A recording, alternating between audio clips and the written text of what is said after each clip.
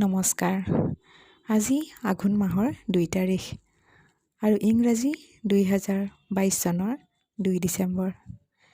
আজি আমাৰ গোসাঁইঘৰটিৰ প্ৰতিষ্ঠা কৰা হৈছে আৰু এই প্ৰতিষ্ঠা কিদৰে কৰা হৈছে সেই কিছু দৃশ্য আপোনালোকৰ আগত দেখুৱাব ওলাইছোঁ। আপোনালোকে চাই জনাবচোন। বেছি ডাঙৰকৈ পালন কৰা নাই, সৰুকৈ হ'লেও ভালদৰে পাতিব চেষ্টা কৰিছোঁ। জনাবচোন।